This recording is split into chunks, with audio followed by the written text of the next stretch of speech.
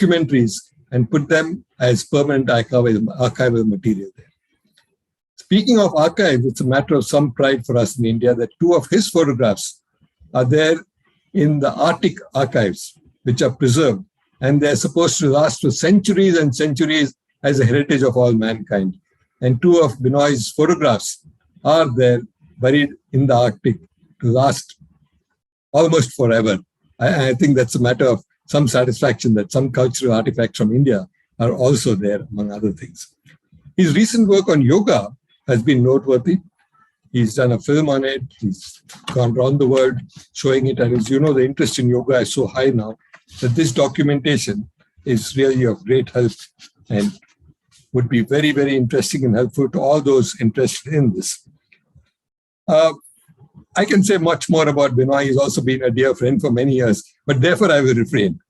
He is too well known to read more introduction, except that I do want to repeat that he's been prolific in his photography, his filmmaking, and importantly, his documentation, not only through photographs and films, but through text, through books, through other material that's available, through his lectures around the world, and through shows in museums, where hundreds of thousands of people have come, seen what he's photographed, seen what he's documented, and heard him lecture. So he's, I think, too well known for me to say more. It's a pleasure to be here today. Let me say again, thank you once again, Sushila ji, for this opportunity. And thank you, Benoy. I know we talk in other ways, but for the opportunity to see this and listen to you with this particular film. Let me stop there and hand over to Professor Behl, who's going to introduce the film first, and then we'll see it. After that, he'll say a few closing words, and then we can open, time permitting, for some questions and then wrap up. That's the agenda for today. We should be wrapped up in an hour or so from now. But over to you, Benoy. Thank you so much, Dr. Kiran Karnik. Such an immense pleasure. In fact, over the last more than 25 years, I've had the honor of your and the warmth of your deep interest in my work. Returning from so many trips to remote parts of Asia in particular, I have met you and discussed and always been amazed by the depth of knowledge which you have, which is rare to be found. So not only have you been excelling in your own fields, but in the field of culture too, you have a depth of knowledge which I have not really seen elsewhere. And thank you so much for all that warmth and for your very warm introduction. Thank you. My many thanks to Kizuna India-Japan Study Forum and to Professor Sushila Narsimhan and Dr. Ashok Jain for this very kind invitation and this deep interest to come and share the deep cultural connections between India and Japan. It is such a pleasure to be here today. My thanks are owed to the Japan Foundation, which gave me a fellowship, which helped me to complete my studies in this field. My grateful thanks are owed to the Ministry of External Affairs, Government of India, who so kindly agreed to sponsor the film which I wanted to make on this subject and which you are going to see today. It's been a beautiful journey. Ladies and gentlemen, how many are aware that as many Hindu deities are worshipped presently in Japan as in India? In fact, there are scores of temples and shrines to Saraswati alone in Tokyo itself, and hundreds of shrines to Saraswati across Japan. And all the other Hindu deities that we can think of are also worshipped in Japan.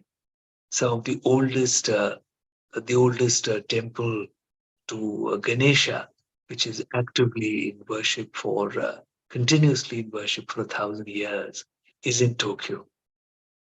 There is a temple to Indra, a huge temple to Indra, which has hundreds of thousands of visitors, which we do not see in India itself, but we find it in Tokyo.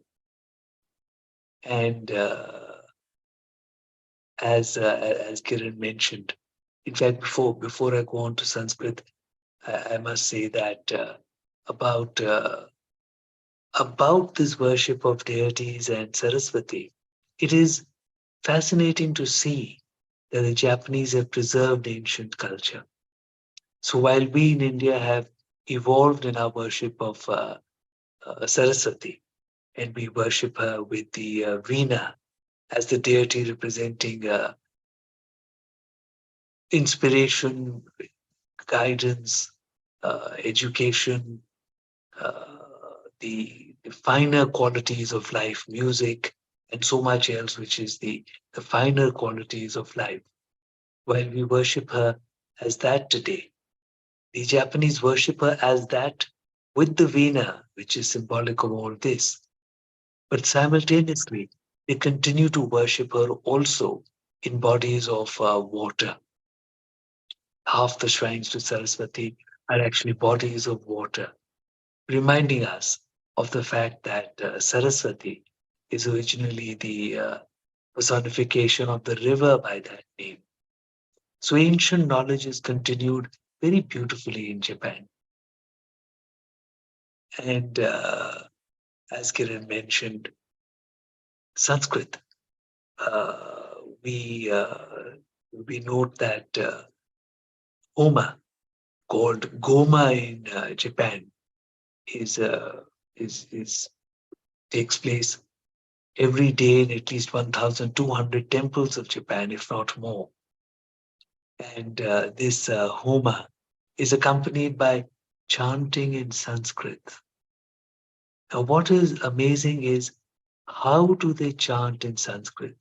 How do the priests who do not know how to read Sanskrit chant in Sanskrit? And for that, you have to see their prayer books, where you see the original Sanskrit alphabet, and you also see the translate the translation of that in the Japanese alphabet, kana, which brings you to the most amazing fact. Kana, the Japanese alphabet, was actually created on the phonetics of Sanskrit to make this possible. That is how close is the deep relationship between Japan and India. And talking about the alphabet of Sanskrit, which is the alphabet which the Japanese use. It is the 5th, 6th century alphabet of Sanskrit, which we have forgotten in India, that continues to be preserved and used on a daily basis in Japan. As a matter of fact, today, if you wish to learn Sanskrit in that alphabet, you will have to go to Japan, where is the only school in the world which teaches Sanskrit in that alphabet. So such is the closeness of the relationship, such is the depth of the relationship. It is amazing, in fact, that we are not more conscious of it. But I hope that we will continue to become more conscious of it, because as Kiran mentioned, it is the people to people contact which is as important as the contact of the great leaders. Therefore, the appreciation and the knowledge of how close we are to each other, how on a daily basis uh, we follow the same ideas, that is so important. In fact, how many know that the Sanskrit alphabet is present in practically every home of Japan, where it is kept in the shrine room and it is worshipped. So the Sanskrit alphabet of the 5th, 6th century is still very actively worshipped by practically all the people of Japan. How wonderful to know these facts. And even as I say this, my thanks are so warmly owed to the temples of Japan and to the chief priests of the temples of Japan who made this documentation possible, who made the shooting of this film possible. For as the Director General of the Japan Foundation told an audience, this film takes you into deep into shrines and deities in Japan, which are not easily available to the Japanese people. So it has been, in fact, quite an unprecedented opening of doors by the temples of Japan to allow us to take a peek into this close relationship of the deities. And I must say that it has been extremely kind of them, and I'm deeply grateful to these chief priests for their acknowledgement of the sincerity with which this work was being done. For these priests are, and the Japanese people on the whole, are very conscious of the truth of knowledge, and they do not easily share knowledge, and that is why these doors are normally kept closed, because it is a fear that the knowledge will be misunderstood, misinterpreted, mispresented. So therefore, I am deeply grateful that they appreciated the sincerity with which this film was being made, and they opened these doors. And the people of Japan, who so warmly helped us in every moment of this shooting.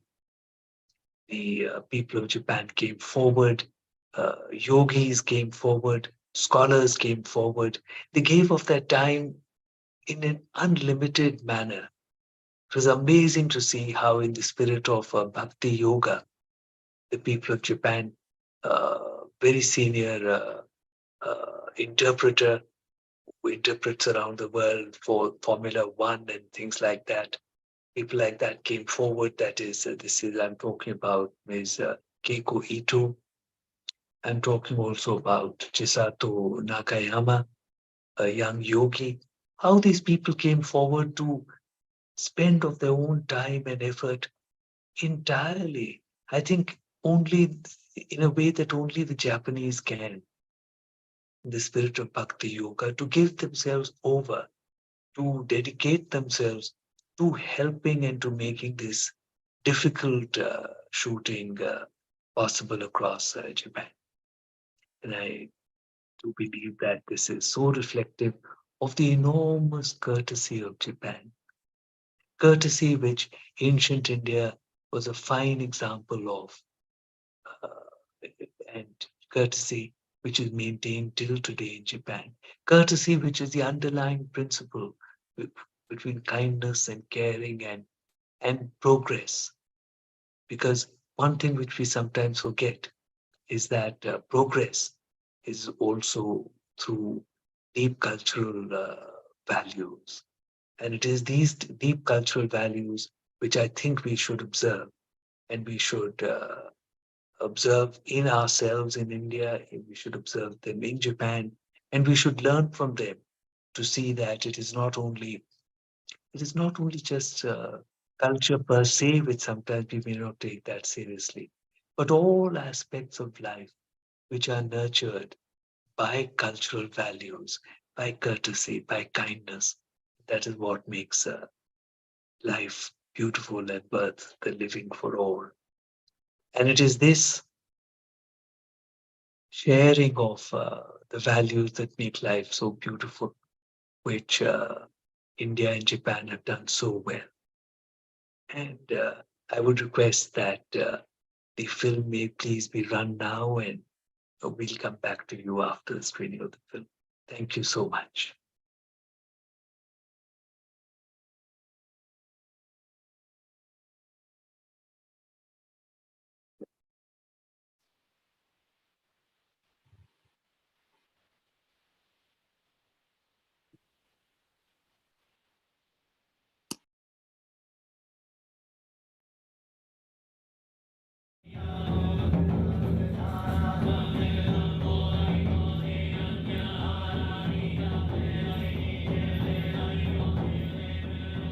Along with the ideas of Buddhism and Hinduism, the culture of Indian deities traveled across the whole of Asia.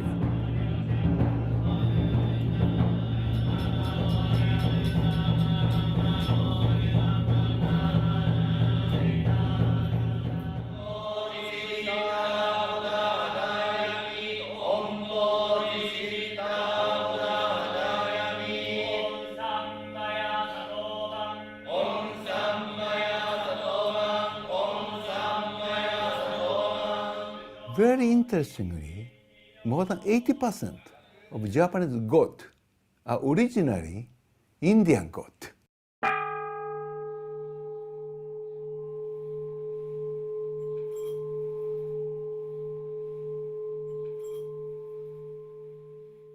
This close relationship between the people of India and Japan has not been known to most people.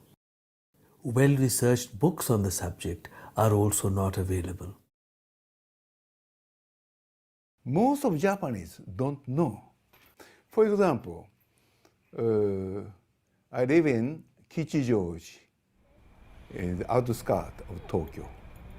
This Kichijoji literally means temple of Kisho goddess. And the Kisho is originally Lakshmi. So thus, I came from Lakshmi town. This should be recognized by Japanese people, the bottom of Japanese culture. Indian culture is very strongly imprinted and developed in the Japanese way.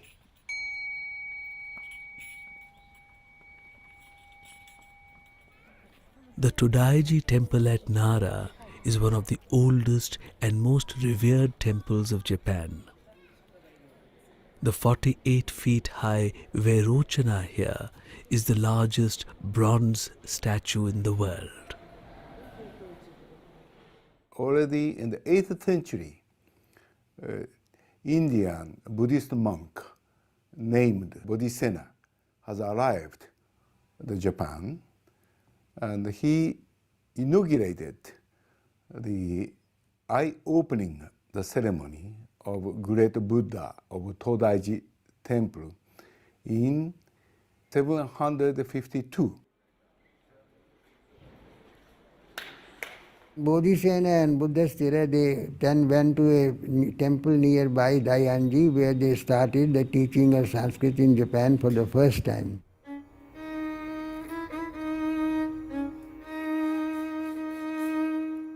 When the Japanese studied Sanskrit in the 8th and 9th centuries, Sanskrit was synonymous with the Siddham script.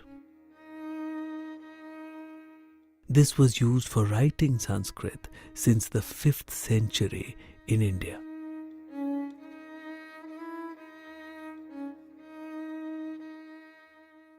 Thus, Japan and India was very closely connected. If you go to Japanese tomb, you may find sit-down letters. No Japanese can read these letters written on the tomb timber. And again in Japan, there is a Koya-san temples. In these Koya-san temples, they have still sit-down Sanskrit the school. Many monks are learning this Sanskrit, but the Sanskrit is sit-down letters. So perhaps Japan is a time capsule of Indian culture. Already in India disappeared.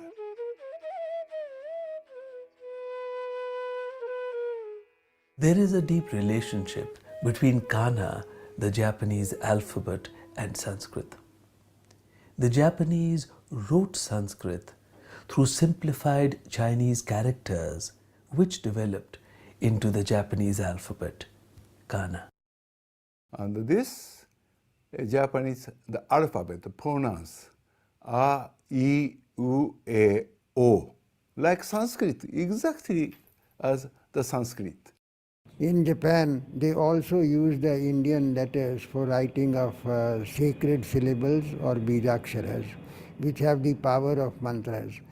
Every Buddhist monastery in Japan has a seal in which there is a bijakshara, a sacred syllable, as a short name of the monastery. There are some words in Japanese which are derived from Sanskrit, like O Seva, from Seva, service. And there are about 100 Sanskrit words which are used in Japanese. Most of the Japanese, they are using that, but without knowing that that is the originally from Sanskrit. Suppose like they call the Buddhist temples at Thera. Thera means it is from the Pali term Thera, means a Buddhist monk, a bhikshu having 10 years experience. In the words of His Excellency Mr. Yasukuni Enoki, as I come from the Japanese Lakshmi town, it is no great surprise to me to find that Japanese life is full of so many Hindu deities. Japanese people are unaware of their origins. One of the most revered deities of Japan is Saraswati. There are scores of shrines built to her. In many ways, the original concept of Saraswati and her association with the natural order and good fortune are very well preserved in Japan. She is often visualized as a sacred body of water.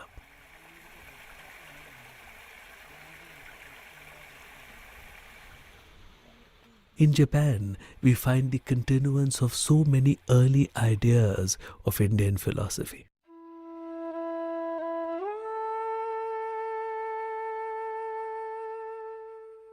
The annals of the Todaiji temple mention that the celebration of the worship of Lakshmi and Saraswati was held for the first time in this temple in 722 AD.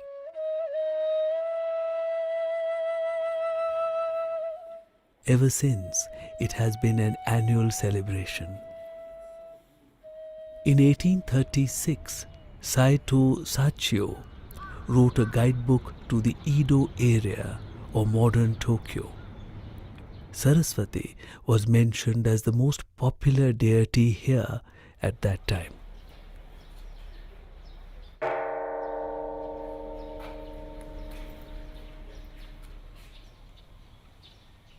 In 1934, Lady Chiben Sonyo felt that she had become an incarnation of Saraswati. She started writing in Sanskrit, though she had never studied the language. She founded the Benten Shu Saraswati sect. This sect holds water as divine, as it is the abode of Saraswati.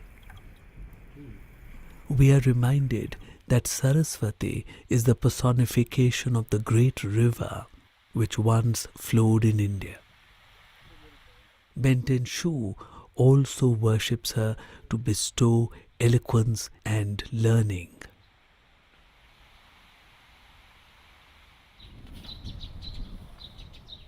Worship of Lakshmi was done to ensure the peace of the land, wind and rain in good season, good harvests, joy of the people, and the good of all sentient beings.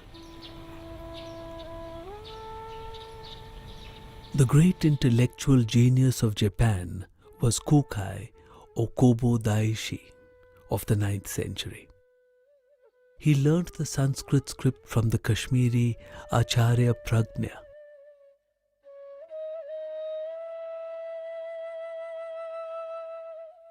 Kobo Daishi placed emphasis on a knowledge of Sanskrit.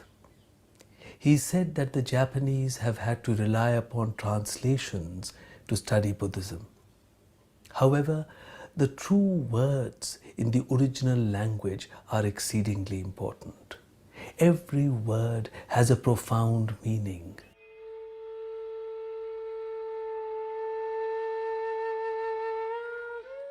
でその時の神に拝む The Japanese people use Sanskrit when they pray. Suppose in Sanskrit they say, Om Saraswati Swaha. In Japanese it becomes Om Saraswati Ke Swaka. オンサラスバテイエイソアカという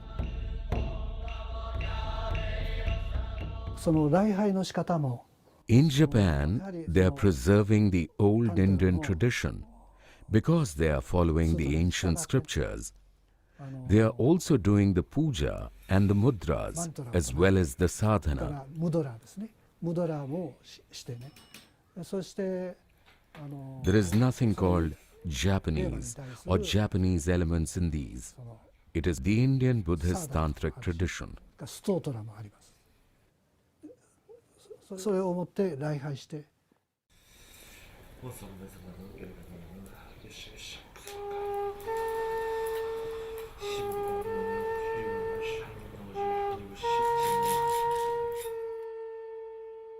The Vajrayana Buddhist traditions of Japan trace their knowledge back to India, to Nagarjuna and other great acharyas of the Nalanda University.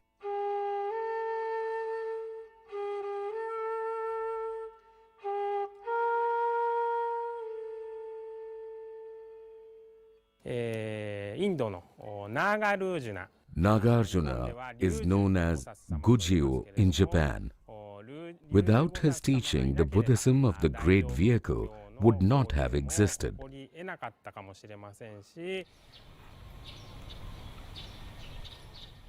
The Lotus Sutra is a major spiritual creation with a profound impact on life in Japan. It was translated from the Sanskrit by Kumara Jiva 1600 years ago. 特に比叡山は This is a temple that follows the Lotus Sutra. The sutra is originally from India and goes back to the teachings of the Buddha himself. It started from India and came to Japan.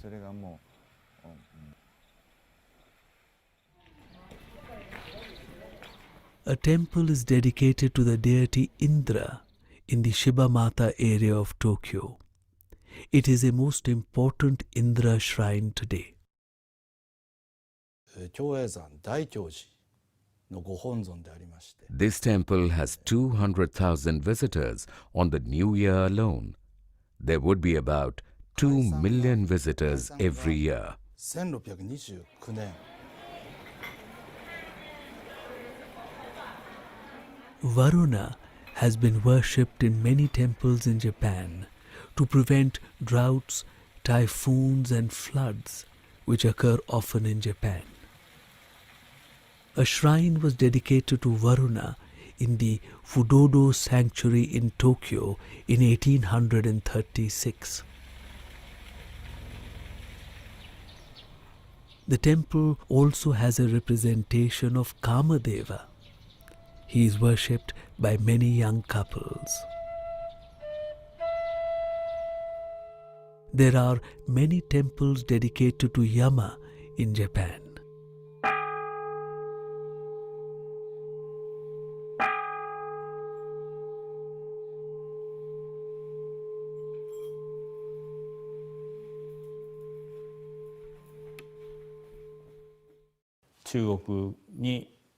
The sound of the word Yama became Emma as the name traveled and came to Japan. 変化したと言われています。 It is the most ancient temple to Lord Ganesha which has been in use for the last 1,000 years. And young boys and girls go there to be successful in their courtship. The merchants go there to gain success in their business. The oldest which has been continuously in worship for the last 1,000 years. And I don't think anywhere in the world we have a temple to Lord Ganesha who has been there in constant worship for the last millennium.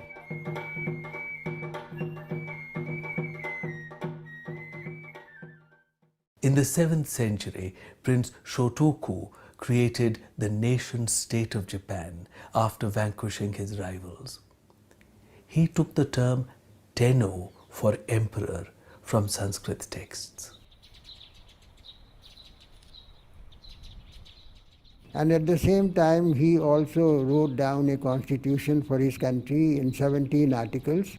Article 3 of the constitution clearly points out that the constitution is being based on the three Ratna, the Buddha, the Dharma and the Sangha.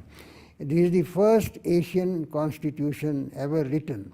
Important point is that its consecration was done with a Sanskrit text which is called the Ushnisha Vijaya Dharani.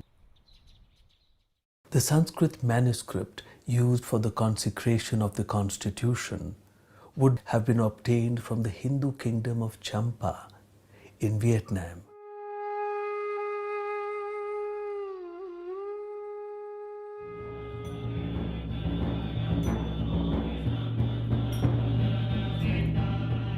Havan or Homa continues in Japan, where it is called Goma.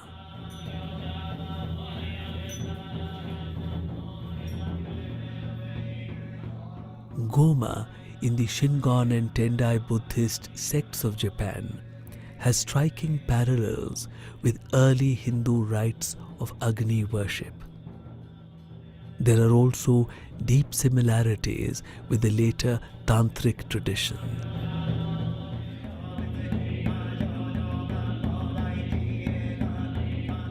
The Havan is perhaps conducted in Japan at least as often as in India.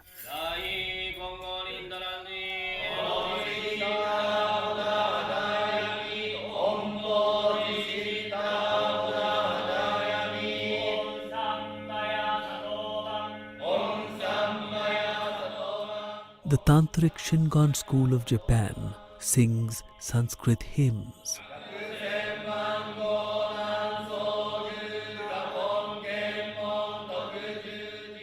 To this day, followers of the sect perform their worship in 1,200 temples throughout Japan.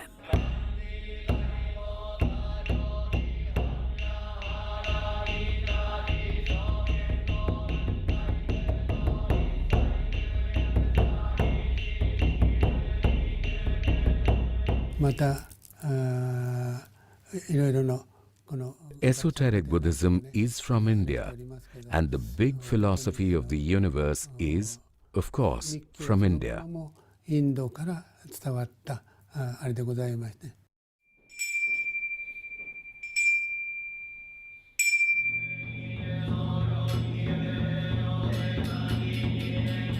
Vajrayana Buddhist worship in Japan is similar to Tibetan Buddhist worship.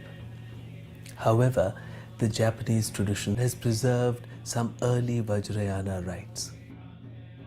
A study of Japanese Buddhism helps to fill some gaps in our understanding of the development of Buddhism.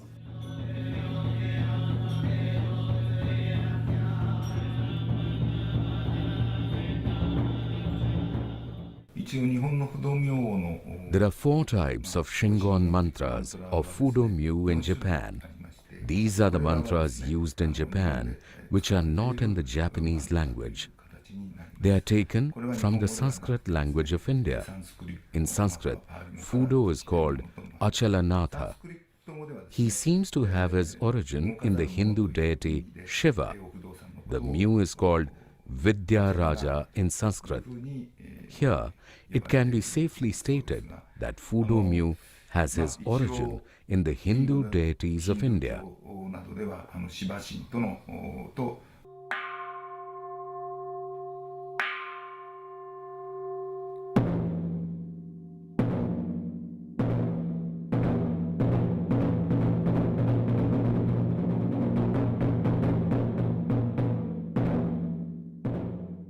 A sutra compares the cosmic force of the mantra with the mighty roar of a rising flood.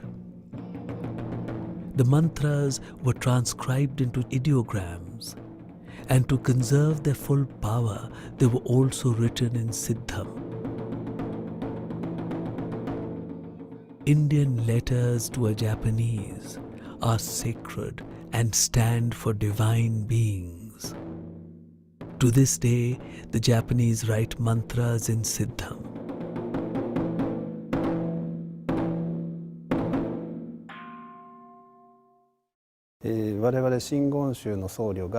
This booklet contains prayers in Sanskrit that are commonly used in Shingonshu or esoteric Buddhism. It is written in Japanese, but the mantras are in Sanskrit. It is used in many ceremonies in Buddhism. Priests learn the intonation and how to pronounce it by using this booklet, which has Sanskrit and also has Japanese letters to convey the sounds of the Sanskrit words. 今言われましたようにね、ここは Every god has his own Bija Akshara. People also worship that Bija Akshara. Every temple gives much importance to those Bija Aksharas because they are equal to God. いろんな仏様、神様。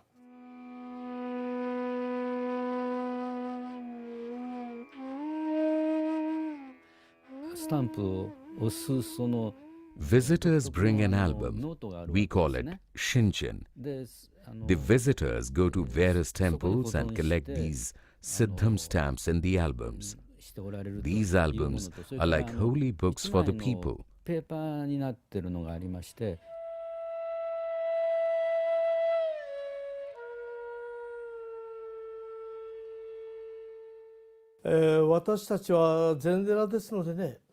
We belong to a Zen Buddhist monastery, and we strive hard to sever the bond of birth, senility, disease, and death. The bond which is the cause of all suffering. As the Buddha said, desire is the root cause of pain in the world and should be overcome. This forms the basis of our ascetic practices, which come down to us from the Shakyamuni himself. Bodhidharma, he transmitted Zen. Zen later has been transmitted to Japan also, and it is one of the most important sects in Japan. Mist surround the legend of Bodhidharma. Tradition points out that he was a prince of Kanchipuram in South India. The Japanese form of his name is Bodhai Daruma. It is very close to the Tamil form, which is Bodhi Daruma.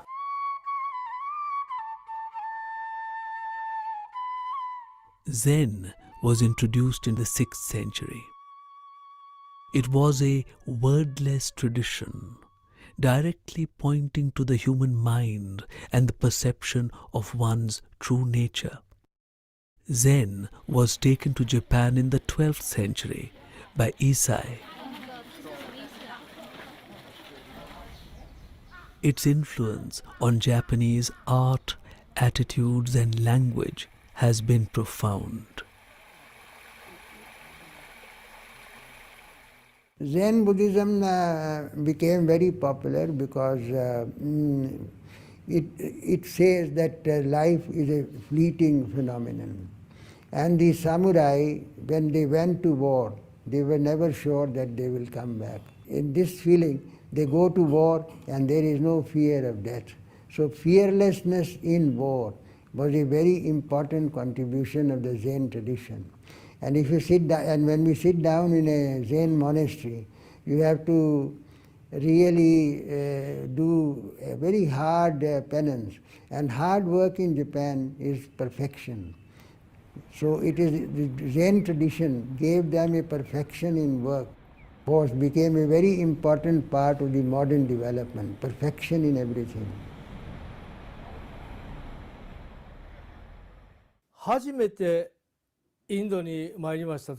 When I visited India for the first time, I made sure to visit places like Nalanda University, Bodh Gaya, and also the garden path trodden by the Shakyamuni himself. I felt happy to see the university where Tripitaka masters used to come and study during the 3rd and 4th centuries AD. Whatever Buddhism we practice now has its roots in India, and without Indians, there would be no Buddhism in Japan.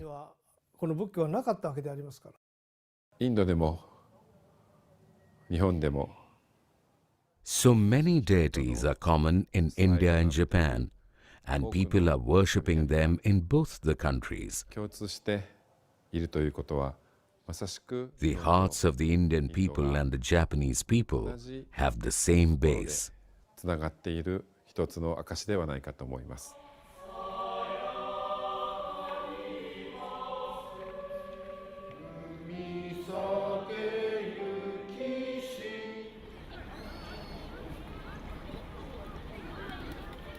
Japan is the one country where Buddhism is flourishing in all its facets. Here, technology and transcendence are living together. The deep-rooted spirit of Buddha's teachings energized the Japanese people.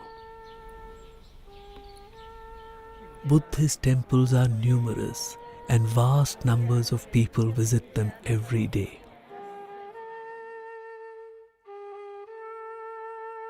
Besides the Buddha, so many ancient Indian deities and practices are preserved in these temples. An Indian feels quite at home in Japan.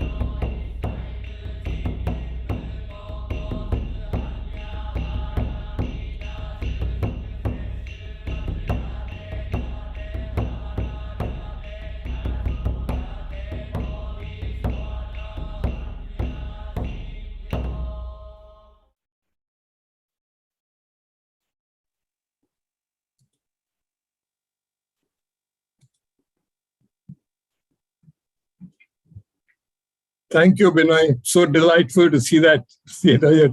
Amazing. Do you want to say a few words before we open for a few questions?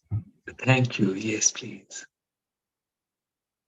A seeming miracle in the story of man is this spread of ideas. Ideas do not seem to know the barriers of high mountains or vast oceans. And the warm acceptance of the ideas of life by the people of very faraway lands underlines the sameness of the human condition everywhere. And I believe the travel of the ideas of Buddhism, of deities, of Sanskrit, all the way from India to Japan is perhaps one of the finest examples of the travel of ideas in history.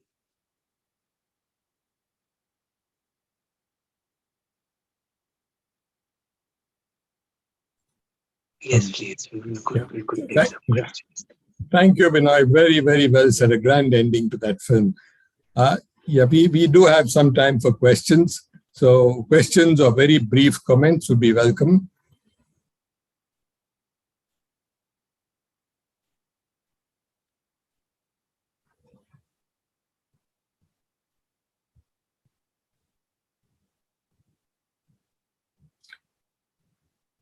Benoy, while others think of the war, articulate their questions, just a quick question to you. How long did it take you to do the research and to go around and get this film done? Very painstaking effort, I can see. So what was the kind of time commitment that it involved? Well, the research really began in 1994 in my first visit to Japan. And it was pointed out to me by Professor Iku Hirayama that there was so much similarity in the worship of deities. And I began to look at it from there. And over the years, there was some research. I learned a little more as I went. And then finally, the concentrated research was done in over a period of about 4 years. And for that, I also owe my thanks to the Japan Foundation, who gave me a fellowship to complete this research. It was indeed a marvelous journey. Of course, right from the word go, as the film says, an Indian feels quite at home in Japan. And that was right from the first time that I went to Japan. It seemed that there was so much that was similar. In fact, I remember feeling that the Japanese are more Indian than the Indians are. There is a basis of culture which runs very, very deeply. It is not only the language and the words and the worship. It is an entire cultural tradition which was shared. And the sense of that is everywhere. Thank you. Thank you. There is a question in the Yes. chat box by Shubh Agarwal. Shall I read it? Yes, please. Please.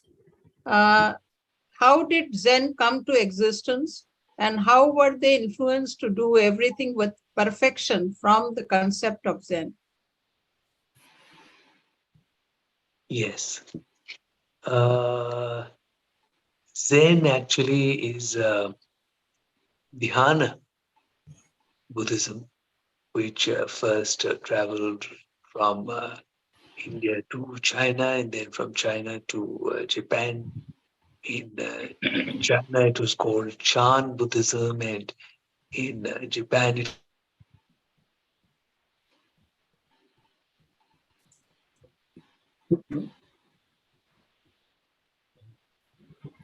We seem to have lost Benoy for a moment.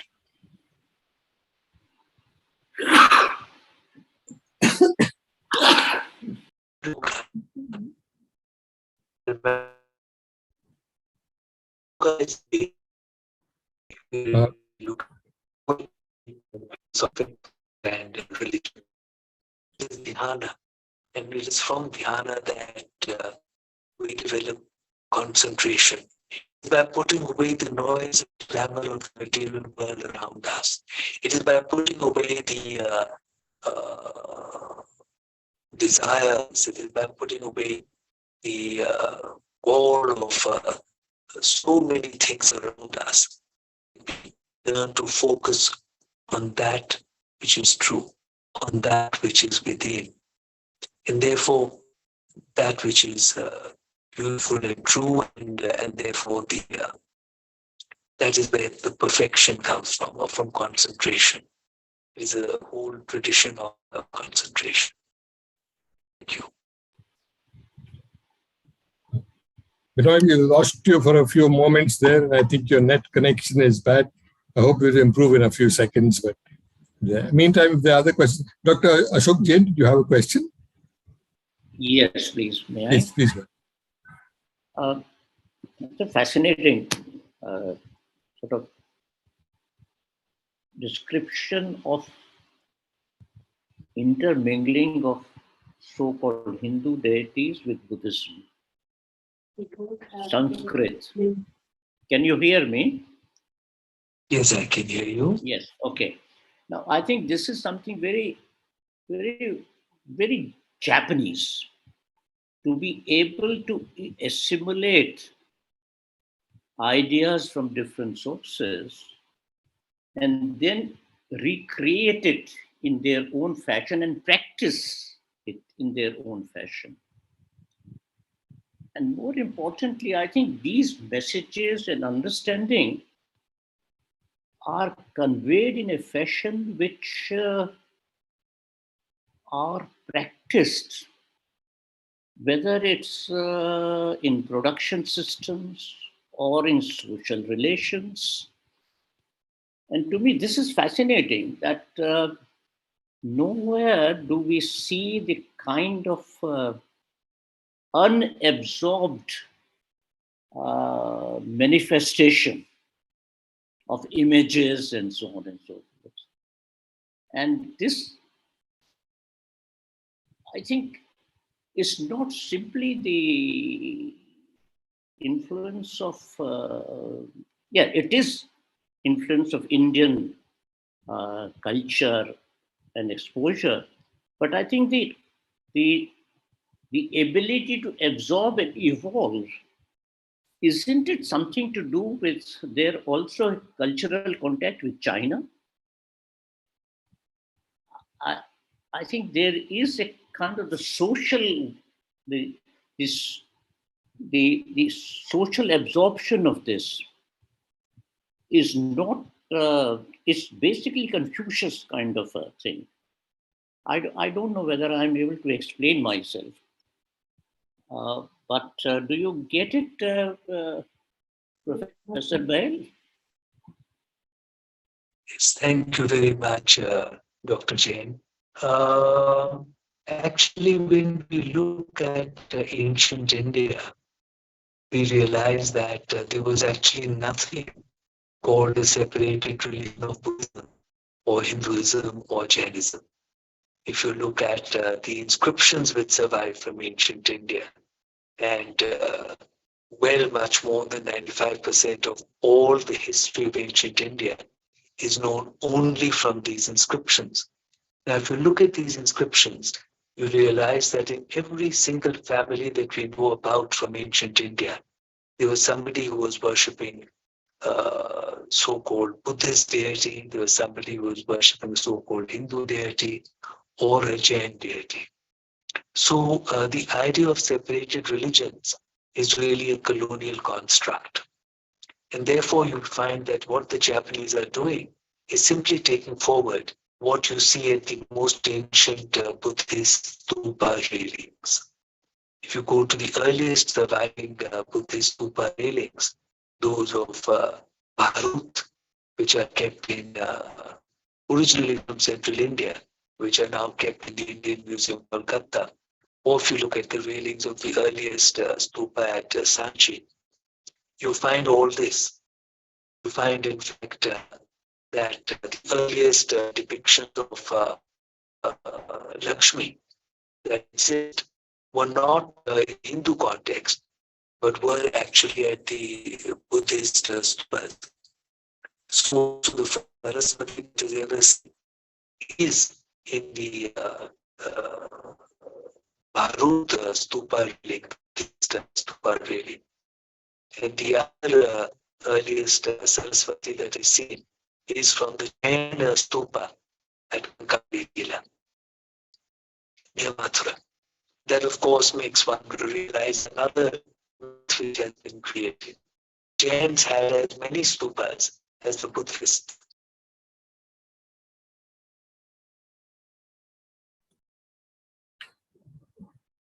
I think he got completely cut off now. I could see his bandwidth was low. Let's hope he can come back in. If not, we are near the end, and I will begin to wrap up. No, we are on. I think Yeah. His bandwidth. Benoy seems to have a problem. I could see his bandwidth is having a problem. So let's give him half a minute if all of you have the patience to do that, and then If he doesn't come on, we will wrap up. I see Professor Shashi Tiwari raising her hand. Maybe Yeah, we could take the question. Yes, yeah, let's Professor. take the question or comment in any case. And then Yeah, it is a comment only. okay, good. And especially I am thankful to Dr. Sushila ji because for the first time I am attending this forum. But I am really very happy that this program was related to Sanskrit and Vedic deities and home, etc. These are my subject.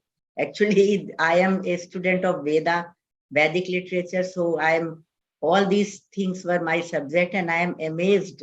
I am also fascinated to see how authentic collection Mr. Behl has made in this film, and especially Lokesh Chandra was there to comment. So it was very, I am actually very happy. And script and Indra and Saraswati, Lakshmi, all these things remind me how beautifully he has shown the culture of India, in ancient India and also Japan.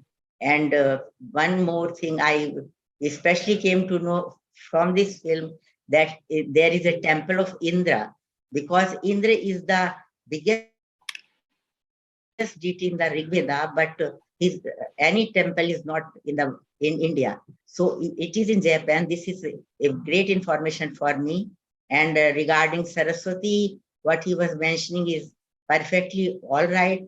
That was firstly a river, then a deity of learning and Vidya Devi. So I am actually thankful to all of you and to this forum, and I am all congratulations to Mr. Behl for making such a nice feature film. Thank you very much. Thank you, Professor Tiwari. We will certainly convey to him. Yes.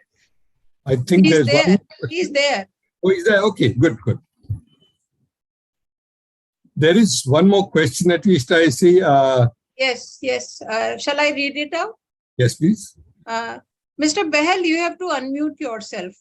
You are, I think, saying something. Professor Behl, please unmute yourself. Yes. I want to say another word on in the chat box. Indra. There is a question in the chat box. Before that, can I just say one word on Indra before we move on? Yes. Yeah. You heard that? Yes. Sorry, Actually, I thought I was about to repeat it. No, please, can you say something on that? Yes. The earliest representation of Indra in Indian art is in fact in the Buddhist caves of Bhaja in Maharashtra of the 2nd century BCE. So Indra has been equally important right from the beginning in the Buddhist tradition. I just wanted to mention that. Thank you. Shall I read the question in the yes, chat? Please, if you can do that. But this is Shubh Agarwal again. I am fascinated on how much of effect the Britishers had on North Indian and Indian subcontinent's culture, and how Japan has preserved the raw essence of Buddhism and Hinduism. Indeed. The colonial rule did take away much of our knowledge, and Japan is an island that has preserved much of ancient culture. It is also something to do with the importance that the Japanese give to true knowledge. And just like we used to in ancient India, where we used to take the finest and most distilled knowledge, and we used to preserve it in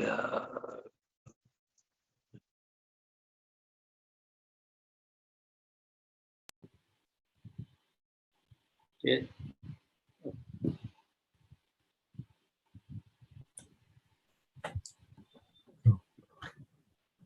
I think he's gone off again.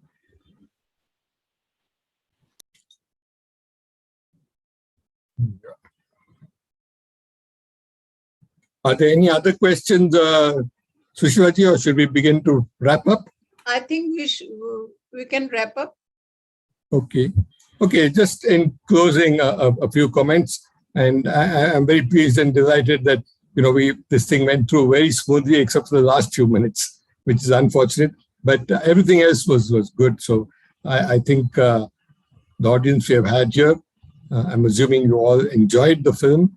It was very, very revealing, I'm sure, to most of us, to see the kind of temples in Japan, how ancient culture from India, the Buddhist culture, has been preserved and kept going there. And some very interesting facets of how it has got into, I think, as Ashokji said so well, how it has got into their society much more deeply and very deep-rooted than elsewhere. And that I think culture, in the way it has carried through, is tremendously important. And the fact that it has sustained for 1,000+ years has, I think, much to say about how it has gone ahead. And I see Benoy is back, and I see one hand up.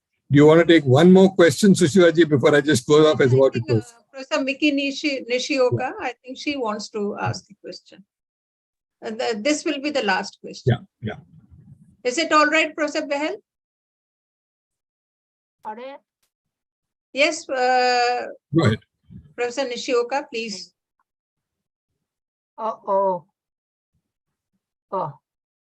Thank you for a very interesting lecture. I'm very impressed that I didn't know that Tera has come from Pali. I didn't know that. Is it really? Is it true?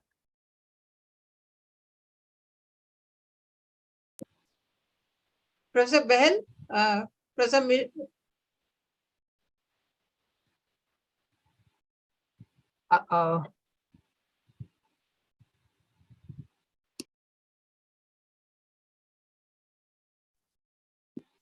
No, May I speak? Benoy, do you want to put your video off and try? Because the bandwidth is limited. So if you want to put off your video and then speak, that's fine. Do you want to respond to that comment? A question? Yes, it's a comment actually. A question by Professor Miki Nishioka. Yeah. That has Thera really come from? Pali. Yeah, Pali. Has really come from Pali. I just checked an online dictionary, so there are some, what should I say, the stories, etymologies. Mm-hmm. It's one of them. But do you think it has really come from Pali? Benoy, go ahead. Thank you.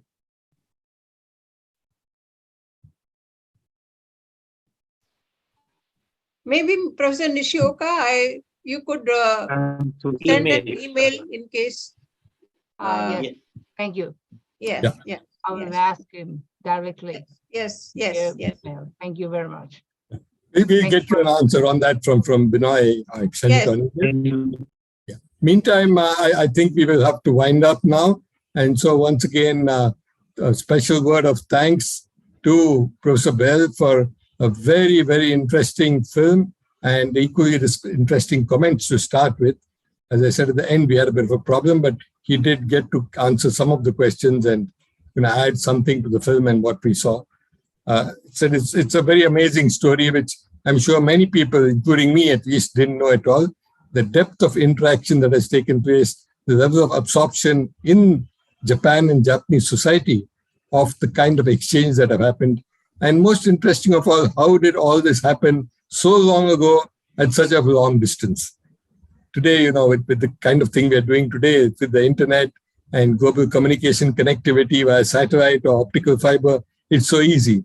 But imagine 1,000 years ago, what traveled across, who traveled across, and the power of ideas is what it tells you about. The power of an idea that can travel so far and get so deeply embedded without anything at all, but just the idea. There's no force of arms, there's no pressure, there are not a million people telling you what to do. It's just the idea and how it's caught on and where it goes. So it tells you about what that is. It also shows you the strength of Buddhism and the Buddhist ideas and philosophy and the deep Indian traditions with which it was there. And as Professor Behl said earlier, the intermingling of religions in India, where there was really no separation. There were a number of deities and people worshipped or went to the deities and, did whatever they had to do, irrespective of where it was. And this kind of intermingling of ideas, of religions, is something which is very deep-rooted in India. And those ideas, I think, went across the borders, across the oceans. And the Japanese, I'm very happy to see, have preserved it so very well. And that says a lot for their society too. Today, as I started with, we are back to a very close interaction. And I'm hoping that these past tradition of centuries ago would help us to once again revive a very strong connectivity between Japan and India. Today, it's not just ideas, it's trade, it's goods, it's services, it's people, it's tourism. So that should supplement the power of ideas that have gone back and forth. And today, as we all know, there's an equal or greater flow of ideas, thoughts, goods, services coming from Japan to us. And I do think that we need to absorb many of them. There are lots of things we can learn from Japan and which we need to. But at a much broader sphere, this is something for the world at large, to see how ideas flow, how one culture, one society works with another, how there's synergy, and how it leads to positive ideas in a positive framework. So with those words, Professor Narsimhan, let me hand back to you to wind up and close this off. But once again, thank you for inviting me. Thank you, Benoy, for a delightful session. And thank you to all our participants for questions, participation, just listening and absorbing. Thank you. Thank you so much. Thank you, Professor Behl, for an awesome and breathtaking presentation. Your photography and the way you have collected the Buddhist temples, Hindu deities, and the scriptures in Siddham script. I mean, you gave us the glimpses of the wonder that was India. And it was really wonderful having Mr. Kiran Karnik as the chair and listening to your comments. Thank you very much for your interest in Kizuna activities and sparing time for us despite your hectic schedule. And I hope to see you in our forthcoming lecture sessions also. On behalf of the Kizuna India-Japan Study Forum, I thank all other participants from India and abroad who were able to join us via Zoom. Our next lecture is by Miss Helen Christina Xavier, which will be held on Saturday, October 7th at the same time. She will be speaking on Kabuki and Kathakali, the lost siblings. So try to attend that also, and looking forward to seeing you again. Thank you very much and namaskar. Thank you all. Thank you.